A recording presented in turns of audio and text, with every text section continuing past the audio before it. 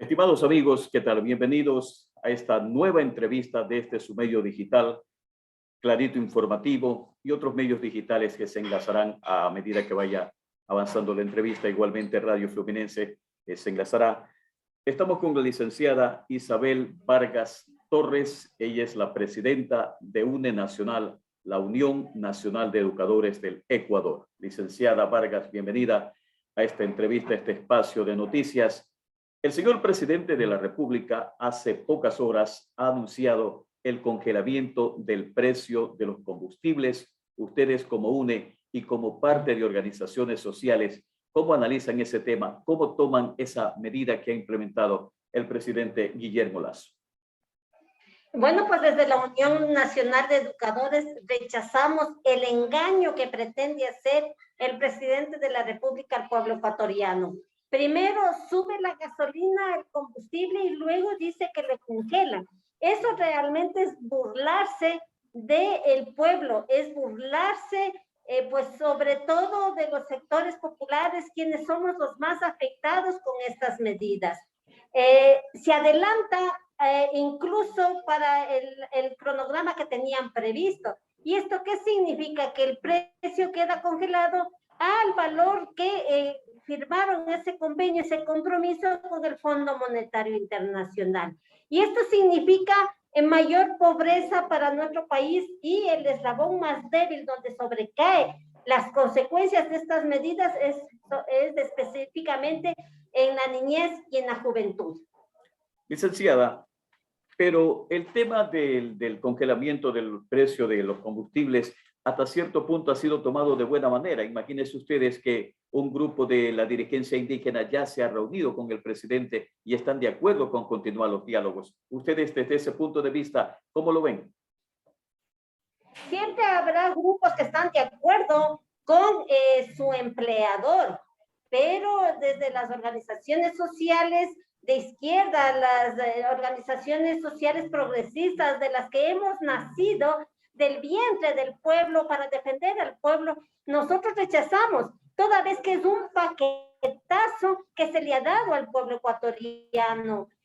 Hay estudios en donde incluso se demuestra que no había necesidad de elevar el precio de la gasolina, toda vez que pues no hay esa pérdida que dicen en el costo de estos combustibles. Sin embargo, el presidente de la República el día de ayer primero sube y luego dice ahí se congela. Pero no olvidemos que todavía está vigente los decretos en donde permite la liberación de bandas, es decir, que el precio tenga, la gasolina, el combustible tenga precios internacionales. Y eso tendrá que ver también con el precio del petróleo. Entonces, nosotros lo que exigimos es la derogatoria de estos decretos, que es muy diferente al congelamiento. El congelamiento con el precio que estuvo en junio, es decir, de 2.20 la gasolina y de 1.50 el diésel, porque prácticamente el precio que está en este momento, los productos de primera necesidad van a subir tremendamente. 1.200.000 personas han pasado de la pobreza a la extrema pobreza. Esto significa que esta cifra se va a aumentar. El 42% de los ecuatorianos tienen una pobreza multidimensional. ¿Qué significa esto? Que hay más desnutrición, más niños desnutridos. De cada 4 niños, 1 tiene desnutrición, y de cada 2 niños indígenas, 1 sufre de desnutrición. La violencia intrafamiliar, la deserción escolar está ligada con la pobreza, está ligada con el desempleo, y entonces nosotros debemos apuntar al área social, invertir en educación, invertir en salud, para que de esta manera haya el desarrollo de Ecuador, es decir, el desarrollo de los 17 millones de ecuatorianos y no de un grupo de empresarios que, aprovechándose de la pandemia, obtuvieron millonarias ganancias. Y eso está en la página del Servicio de Rentas Internas. ¿Cómo es que ganan millonarias ganancias en medio de una pandemia, en medio de una crisis económica del país? Eso demuestra que hay falta de voluntad política por parte de quienes ejercen el poder para solucionar los verdaderos problemas que tiene el Ecuador. Licenciada Vargas, si bien es cierto, estamos en un estado de excepción, ciertas garantías no están, no se puede trabajar tranquilamente, podríamos decir, y ustedes convocan a una movilización para los próximos días.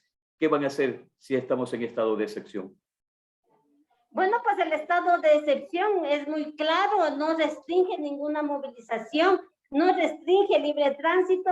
Ese estado de excepción está muy claro y dice que es para combatir la corrupción, la delincuencia. Nosotros el 26 nos movilizaremos para exigir también que se combata la corrupción, que vayan presos aquellos ladrones de cuello blanco, aquellos que nos están robando, nos roban la vida, nos roban la salud, la educación de nuestros hijos, nos están robando el trabajo de quienes pues, son los que sustentan los hogares. Eso no puede ser posible. Por eso nosotros nos movilizaremos. El pueblo ecuatoriano estará junto con la clase obrera, con los campesinos, con los maestros, con la juventud, toda vez que este paquetazo que nos ha dado este gobierno significa más pobreza y ellos viven campantes robándonos la plata. 7.700 millones nos roban cada año y eso es robo porque evaden y eluden impuestos y de esos 7.700 millones, 3.200 millones evaden aquellos que tienen el dinero en los paraísos fiscales. Aquellos que tienen los paraísos fiscales, es decir, salen a reprimir a la movilización que está justamente atacando a esos delincuentes que se nos están robando el dinero de las arcas fiscales. Esos paraísos fiscales, ¿cuál es el objetivo? Esconder los nombres de los verdaderos dueños, esconder a dónde van los ingresos que producen esas empresas y sobre todo debilitar la recaudación tributaria de los países y en este caso del Ecuador, en donde los Pandora Papers salta el nombre del presidente de la República. Y ahí está. ¿Por qué el estado de excepción? Dos razones fundamentales. Primero, para reprimir y esconder lo que los paraísos fiscales que no quiere dar cuenta y que evade y no asiste a la Asamblea Nacional. Y el otro objetivo que tiene el presidente es pasar las dos leyes como económicas urgentes. Es decir, quiere burlarse del pueblo ecuatoriano, pero el pueblo ecuatoriano que le ha entregado propuestas, el pueblo ecuatoriano que ha tenido esa capacidad de decir, aquí están las propuestas que son factibles, que los podemos realizar, que en otros países ya lo han hecho, tiene esos oídos sordos. El encuentro, el diálogo ha sido con sus empresarios, ha sido con los tenedores de los papeles de la deuda externa y no con el pueblo. Por eso, ¿en dónde es lo que se escucha la voz del pueblo? En las plazas y en las calles, y ahí nos encontraremos. Licenciada, una última cosa. El fantasma de la muerte cruzada ronda acá en nuestro país. ¿Cómo ven ustedes eso de la muerte cruzada? ¿Es conveniente para el Ecuador? Ese es un chantaje que hace a la democracia.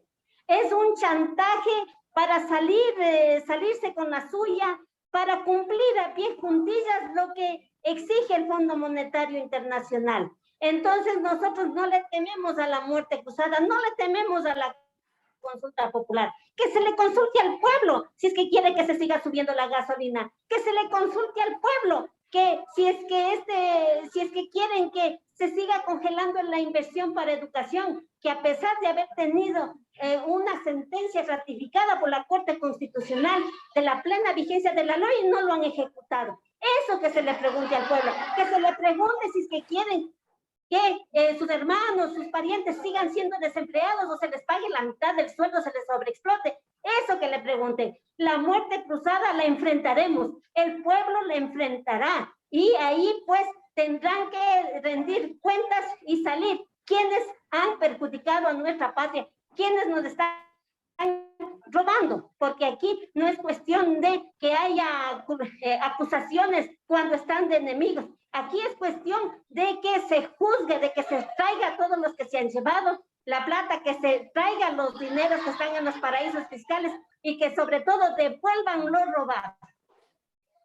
Gracias entonces a la licenciada Isabel Vargas Torres, presidenta de la Unión Nacional de Educadores del Ecuador. Gracias, licenciada, por haber atendido esta entrevista. Muchísimas gracias a usted y convocamos una vez más al pueblo ecuatoriano a exigir educación, salud, trabajo para nuestros hijos. Muchas gracias.